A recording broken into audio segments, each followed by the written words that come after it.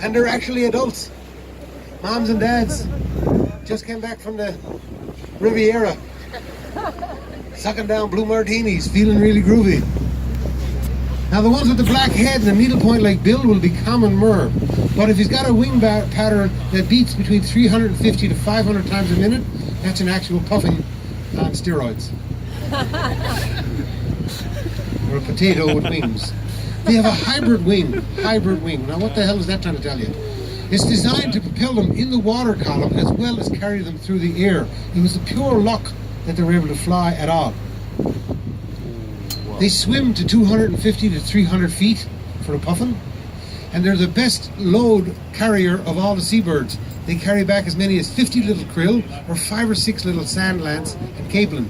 They have little hooked edge barbed lips on their beaks for stacking fish, heads and tails in their mouth. They have, like the football player has the black line over their eye, they have like a 4-dimensional bill. It's got a red, an orange, and a pale blue. And as winter progresses, that color will die away as well. Did you get the call? So nice to have Wi-Fi out there, isn't it? I know. I love it. I like to make a skimmer out of my phone. Now, the grassy slope. What about it? Why is it so lovely, rich, and lush and green? This is the birds dropping their guano. Everybody co-sharing in looking after each other's lawn. They have a double-chambered burrow. The outhouse and the living room are practically attached. Do you know why that is? No place smells like home. Now, they've been out at sea all winter, and they've just arrived back to try and check on their partner, because when they go at sea, everybody kind of gets in a loose mood. You know, men go to their caves and girls go to the mall, sort of a deal. Well, it's all the one big deal out there. They all kind of, you know, you can hang out with your friends and don't have to insist on going home for supper and looking after having to get a wash and a shower and all that. Now, some birds right here in our 9 o'clock position by the edge of the grass look like miniature penguins. You're right. Those are common murre. Another little crop from here at 10 o'clock. All these guys have been hanging out in the open sea and just arrived here to start to nest. Now, once they go back to their nesting station that they've been nesting in since they were 3-4 years old, they hook up with their mate and they reproduce an egg, and then they feed that chick and raise it on that clifting face for the common murre. It's a teardrop-shaped egg. It's a very hard-shelled egg, and it's the largest egg of all the breeding seabirds. It's the longest incubation of any birds within the confines of an egg. And the chick, when it's born, almost has true feathers, hardly any down. So very well matured, shall we say. Now, look at the other birds on the lower rock, look like baby seagulls. You're actually right. They're their cousin, called the black-legged kittiwake. Hear their cry? Listen to that now. Does it sound like kittiwake? Probably just sit there. Yeah. You got to work on your imagination. When you do 5 rides a day, you got to ad-lib a little, right? And they get on, they say, are we going to see a puffin? No, you're going to see thousands. And then they say, you're full of it. And I said, no, don't look up or you will be.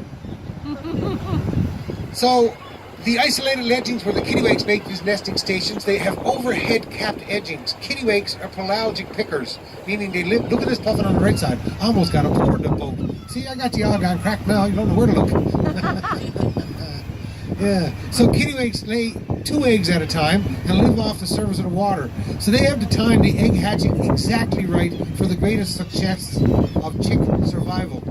Chick survival is crucial for the maintaining of the population. Kittiwakes often have a 99% mortality rate in clutchings of chicks not surviving. So then they'll lay a second clutch of eggs. And if that don't work, they lay a third clutch of eggs. So they're the most misunderstood but happiest birds in the colony. Whereas of the murre, the penguin-like one here now on the rock edge, right, here at 10 o'clock, see them kind of fighting over the rock when they're fighting over that spot? Look at the little fight going on. Look at that. Get out of here, George. This is mine. I got 4 square inches per web foot. Get off my leg. I'm not on your leg.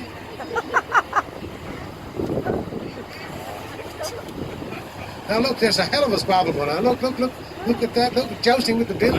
My God. It's like the Universal Heavyweight Champion of Gull Island. Yeah, look, they're still at it. So they use 4 square inches per web foot. per pair. So it works out to be 1 inch per web foot. I gotta get me friggin' facts on here. So, grassy slope. There's 130,000 condos along this section of the island. When we don't have passengers, we have to come out and count the birds.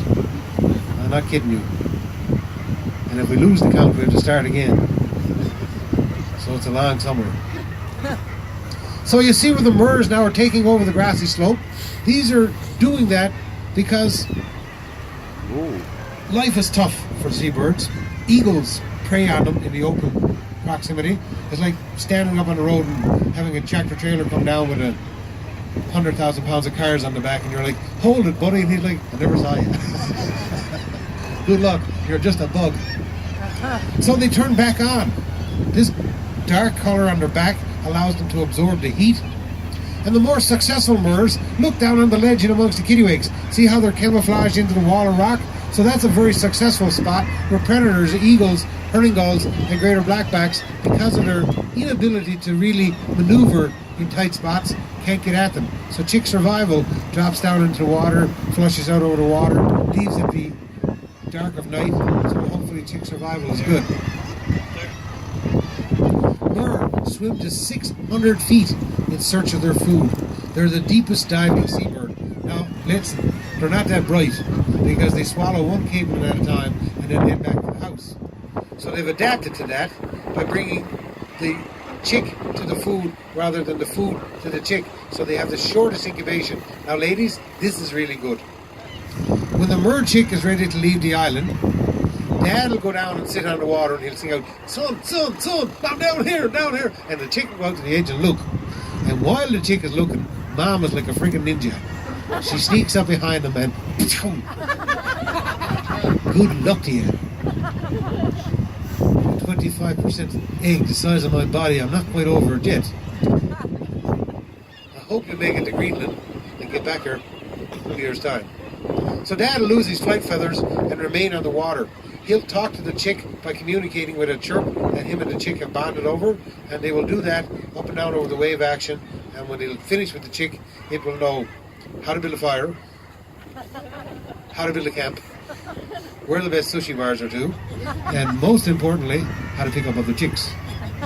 Dad is always on the hunt. Mom says he got a rolling eye.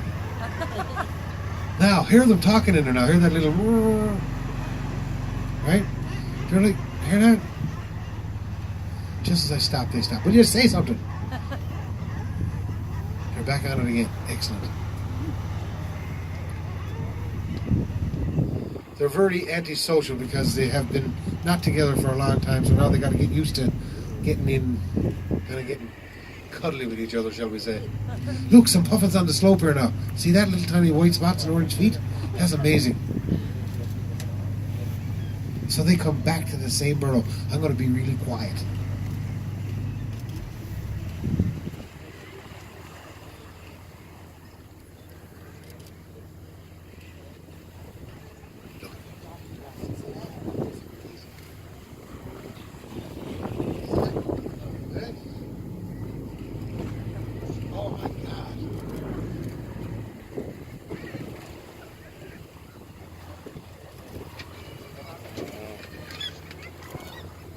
At 10 o'clock. Oh, look at this.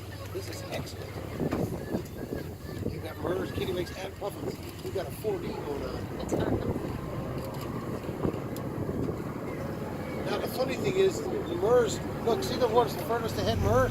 He's got a kind of a more jet black, look, a rounded bill with a vertical white line on the bill. That's the razor-billed auk. We got some murres and they've got white lines on their eyes. Those are called Oakleys, or we bridle murres. Okay. Right, so look, 2 razors and a bridle and a common. You've got 3 species right there. 4. Kittiwake as well. Puffin. Now, you hear that? If you're wearing orange, take low profile. That's a very attractive color at Gull Island. Now that was amazing. We heard them, we saw the rings on their eyes, we saw the white on their bill, we saw the change of color, and they haven't seen us since last year. How nice is that? Now look out on the water. Oh my God. Look at 2 o'clock on the water towards that iceberg. See all those little white dots? That's all myrrh. There's like 5,000 myrrh sitting on the water right there. And a big whack of kittiwakes. This is unbelievable. So who has not seen a puffin? Now put up your hand. We will make fun of you. And beat you with a white stick. Now, the cabin. I knew you were going to ask about that. Ridiculous. That's for the biologists. They come out here collecting feces for their theses. And they thought they'd have a great idea of having solar panel, but it doesn't get very much energy. It gets a lot of, they have to use a lot of Windex, if you know what I mean. Now, thanks to modern technology, they also put critter cams in the burrows, following the life cycles of all these birds out here. So they have a really good